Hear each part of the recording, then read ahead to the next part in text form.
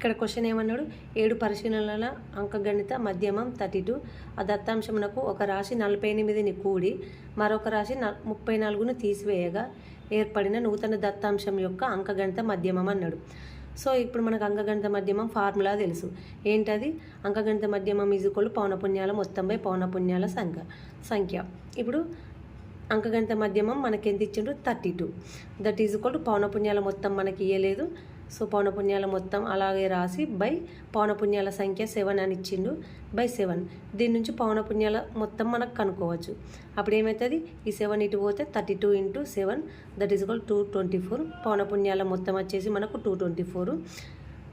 ఇక్కడ మళ్ళీ మనకి ఏమని అడిగిండు? ఒక రాశి 48ని కూడి మరొక రాశి 34ను తీసేయాలన్నాడు. అప్పుడు పౌనపున్యాల మొత్తం ఏమవుతుంది? 48ని యాడ్ చేసి మళ్ళీ 34ను తీసేయాలి 24కి.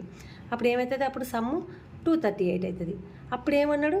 అప్పుడు తీసివేయగా ఏర్పడిన నూతన దత్తాంశం అన్నాడు. సో అప్పుడు తీసివేయగా ఎంత వచ్చింది మనకు? 238.